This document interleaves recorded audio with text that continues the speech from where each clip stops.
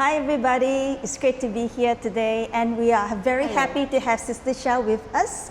Thank So you. Sister Shia has been in Mangala Vihara for a long time. So how long has it been, Sister Shia? I was since 2017. Were you a student? I actually took the YMBA classes, so it was in 2017.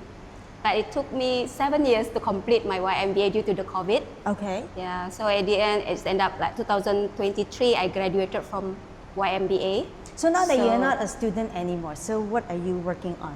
After I graduating from YMBA, actually Bante Chakapala and also actually our former teachers from the YMBA actually asked me if I can contribute myself after I graduated from the YMBA.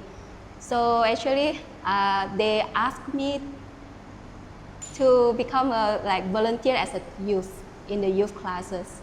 Yeah. In the youth class? Yes. Ah, interesting. Now, I guess in the youth class, right, one common thing that youth will always ask is, what is Dāna?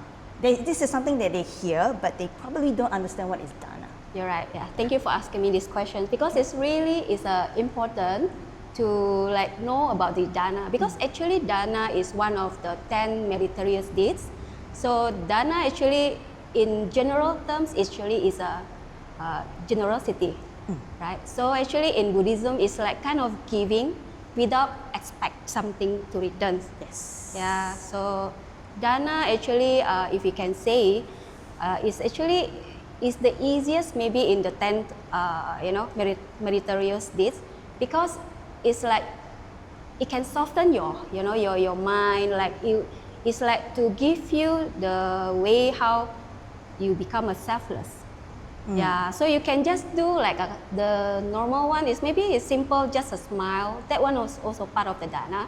Ah, okay. Yeah. So besides a smile, what else can youth or other people do to give Dāna? Yeah, so actually Dāna, you can say that the easiest people will think at first is material things, right? So giving money actually is one of the Dāna that you can do. And then actually in Buddhism, Dāna got two types of Dāna. It's a Amisa Dāna, which is we consider as a Dāna in material. And the other one actually is Dhamma Dāna, which you give Dhamma, like in Buddhist, Dhamma Dāna is the highest. Yeah. And when we talk about giving Dānas, right, who actually received the Dāna? Who are the recipients of the Dāna? Okay, so in order to answer your questions, actually in Buddhism, there is one sutta we talk about Dāna. You can see in Anuttara Nikaya, sorry, I'm not so memorized it. It's a Anuttara sutta. It's about this Nanda's mother. So she actually gave a Dāna during Buddha's time. Okay. And then that time Buddha actually, he was at the Savatthi, the monastery. Okay. It is the Anathapindika's monastery. And then during that period, right, Buddha actually talking about the 6 factors when you do the Dāna. Okay. Yeah, so there are 6 factors which divide into 2. One is the factor as you as is giving the Dāna, and then the other 3 factors if you are as a recipient of the Dāna. So for those that actually you giving the Dāna, you must have first you have a good mind, you really have a pure, you want to give a Dāna. The second factor actually you are confident that okay, I want to give this Dāna because I want to help. I want to to give this Dāna, right, to reduce their sufferings. And then the third, actually you feel happy after you give the Dāna. This is the 3 factors if you are as the person who give the Dāna.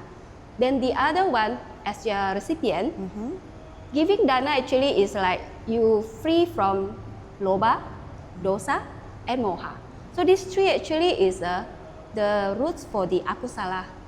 Yeah, so if you can be free from this greed, right, and lobha, dosa, and dhamma, so that is the main reason why this Dāna can benefit from both as a is a donator and also the recipient of the Dāna. So if we want to give Dāna, Yeah. what can we give? I mean, do we just only give materials, or we can give something other than material things? Okay, thank you. So actually, we can the things that we give as Dāna, they are broader. It's not only as material. So example, you can also give your knowledge also. Respect also part of the Dāna. Okay. Yeah. So when you give respect, right, means that you it's a gift also. You see, giving, right? Yes. Yeah. And then aside from that, you also can, like some actually they can give, example, the blood donation. This is also part of the Dāna also. True. Yeah. True. So actually there are quite a lot of way to give the Dāna. I see. Yeah. Okay. Now, when we talk about Dāna, we always hear another word as well, which is Sila. Yeah. So would you be able to share with us what is Sila? Sila actually is a morality, or like is a good way how you to train yourself to be disciplined. This is a Sila. So in Buddhism, right, actually the very easy, like many people will know, actually is Pañcasila. Okay, so Pañcasila actually is like you abstain from doing 5 kind of the things that will make you peaceful. Then, you know, example, the first one, actually abstain from killing. Yeah, Panatipata, Veramani, Sikapadang, Samadhyami. Second one is Adidana, which is abstain from stealing or take something that is not belongs to you. Okay. Then the third one is abstain from social misconduct. Then the Okay. fourth one is abstain from lying. Yeah, and the last one actually is abstain from the intoxicant, like example like alcohol or drugs. So that's our the kind of 5 precepts that we're talking about. That's right. Yeah. So why is it so important for us to follow the Silas? Why is it so important?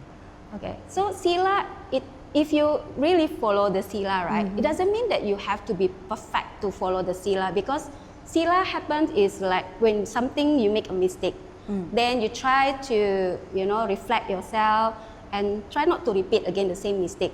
So this Sila actually is kind of a rules like which can help you to practice in your in your way how to grow your, you know, mindfulness in the Buddhism, in daily practice also.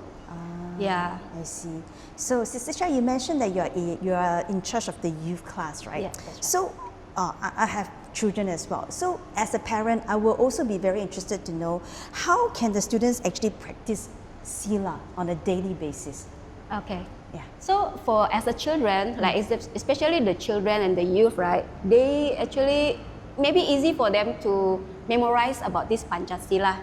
Okay. So in terms of practice, you can example, you be polite, talk politely with your parents, your friends, you know, and then be honest when you are in the school, like you know, like when you do your homework, you try your best, you know, don't cheat, because if you cheat, that means that you break the fourth Sila, right? Okay. No lying. Yeah. So this is one of the example for, you know, to practice the Sila. So you would highly recommend children and youth That's right. to come for a class. Yeah. So we do have children and youth classes in our Mangala Vihara, which is conducted on which day is it and what time were we talking about? Yeah. So actually the Sunday school actually for the children and the youth classes is on Sundays, and it starts from 9:30 with the morning puja. Then after that continue with the assembly about 20 minutes. After that, then they can proceed to each of their respective classes. So after finish the class, and then we all, including the adult classes, will have lunch together at 12 o'clock. Okay, sounds very nice. I mean, being a parent, I would love to send my children here. Yeah. And my children are here anyway. Yeah. All right. So I think we have a good understanding of what is Dāna and what is Sila. Thank you so much for your time, Sister Shia. Thank you for having me. Thank you. Yeah, hope to see you. Bye.